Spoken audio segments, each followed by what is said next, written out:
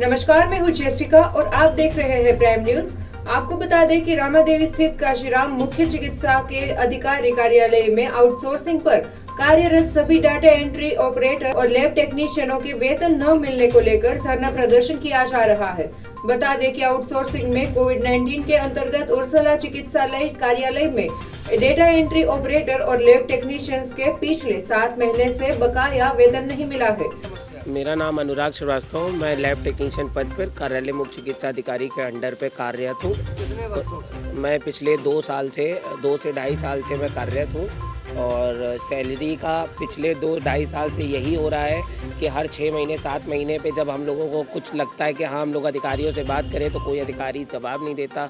कभी जवाब देता है क्योंकि तब कोरोना चल रहा होता है तो अधिकारी अपना काम निकालने के लिए जवाब देता है और उसके बाद कोरोना ख़त्म हो जाता है तो अधिकारी भी अपना पल्ला चाल लेता है कि अभी बजट नहीं आया, लखनऊ चले जाओ बात कर लो। अगर हमें लखनऊ ही से रखना होता तो हम लोग यहाँ क्यों कर रहे होते? फिर सीएमओ सर ने क्यों रखा हम लोगों को, या डीएम साहब ने क्यों रखा है, किसी ने क्यों रखा हम लोगों को? हम लोगों को नहीं रखना चाहिए। फिर हम लोग एनएचएम से रखे जाते हैं और एनएचएम से ही हम लोग पैसा मांगते हैं। जब हमको वो भी काम करना है कि लखनऊ जाके बात करें, अब लखनऊ जाए भी तो कैसे जाए? ना पैसा है, यहाँ तक आने का तो पैसा है नहीं, तो जाने का कैसे पैसा हो पाएगा? उच्च अधिकारियों से क्या कहना चाहते हैं? बस उनसे हाथ जोड़ के यही निवेदन है कि हमारा किसी तरह पैसा दे दे बस, और हमें कुछ नहीं है। कार्य वो पूर्ण लें, हम कार्य करने के लिए मना नहीं कर रहे हैं। हम लोग दिन रात काम करेंगे, एक छुट्टी नहीं लेंगे। हम लोग त्योहारों में भी काम करते हैं, सब कुछ करते हैं। उसके बाद भी बस हमको पैसा समय से मिलता रहे जिससे हम लोगों का कोई भी पारिवारिक आर्थिक कहीं समस्या ना हो, तो हम लोगों भी खुशी खुशी काम करें।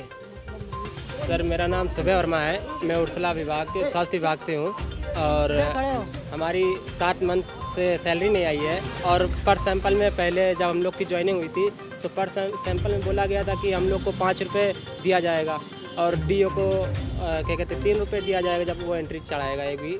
तो वो आज तक अभी तक कुछ आश्वासन नहीं हम लोग को मिला और ना कोई कुछ करता है।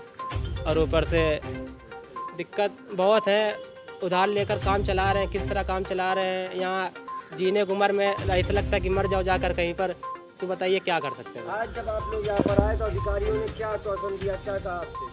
तो बात लखनऊ चले जाओ, अपने आप से सब काम करो। तो अगर सब काम हमको अपने आप से करना है तो फिर इन लोग की कोई ज़रूरत नहीं हम लोग को। हम लोग कर लेंगे और हम लोग चले जाएंगे, पैसा लेने भी चले जाएंगे। हमारा किराया रोज़ का 200-150 रुपये खर्चा होता है। घर से हम पैसे लेके आते हैं, किस तरह लाते हैं? घर वाले भी हम लोग को सुनाते हैं कि हाँ ये 6 महीने चल रहा है, 6 महीने पर डे हम लोग रोज़ जाते हैं जॉब करने। फिर भी सैलरी मांगने की बात करो तो कहते हैं कि हाँ इस लड़के का लेटर बना दो, इसको निकाल दो नौकरी से, ये कर दो, वो धमकी मिलती है। इसके चलते सभी लोगों में आक्रोश देखने को मिल रहा है। सभी लोगों ने बताया कि हम लोग मकान का किराया व बच्चे की स्कूल की फीस नहीं जमा कर पा रहे और कई साथियों के परिजनों को इलाज के लिए भी पैसे नहीं मिल रहे और घर खर्च भी नहीं उठाया जा रहा। इलाज का खर्च उठाने के लिए नाते रिश्तेदारों से उधार लेने पड़ रहे हैं। ऐसे में खर्च और उधारी को बोझा, मानसिक तनाव बढ़ रहा है। आर्थिक तंगी के कारण परिवार में झगड़े और कलह बढ़ रहे हैं। अधिकारियों के द्वारा अब तक केवल आश्वासन ही दिया जा रहा है, जबकि वेतन की बात कही जाती है तब आश्वासन देकर काम करने के लिए दबाव बनाया जा रहा है। अगर कोई काम करने से मना कर दे तो उसकी छटनी पे नाम निकालने की धमकी दी जा रही है। जी, मेरा नाम नित्या मिश्रा है।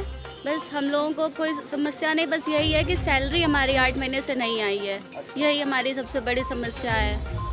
भैया बहुत परेशान है और रोज़ जाके रोज़ अपने नोडल सर से कहते हैं सैलरी नहीं आई, सैलरी नहीं आई सर, पर कोई सुनता ही नहीं है। आज भी हम वहाँ पे सुबह से हम लोग खड़े थे बिना कुछ खाए, इसीलिए बीपी मेरा लो हो गया और मैं गिर गई। हमारे चैनल के द्वारा क्या कहना चाहते हैं, अधिकारियों से क्या कहना चाहते हैं? बस यही कहना चाहते हैं कि सर प्लीज़ हमारी सैलरी हमें दिवाली से पहले दे दीजिए। LT हूँ मैं यहाँ पे आउटसोर्सिंग पे। मेरी 8 महीने से सैलरी नहीं आई है और हम लोग बार बार यहाँ कहते तो हमें कोई जानकारी मिलती नहीं। बस ये कह दिया जाता अभी बजट नहीं आया, बजट नहीं आया। हम लोगों को इतनी दिक्कत हो रही है, हम लोग यहाँ रेंट पे रहते हैं। 4 महीने का किराया हो गया हम लोगों को देने के लिए। मकान मालिक डंडा करे पैसा दो, हम कहाँ से दें? और हम लोग बाहर से रहने वाले हैं, यहाँ के रहने वाले भी नहीं हैं। तो बोलते हैं तो कह रहे थे अभी आ रही, 2 दिन में आ रही, 3 दिन में आ रही, बजट ही नहीं है। अब त्योहार भी आ गया। कितने दिन हो गए नहीं आ रही सैलरी? 8 महीने हो गए हैं। 8 महीने हो गए हैं। कुछ लोगों की 7 महीने की, कुछ लोगों की 8 महीने की सैलरी है।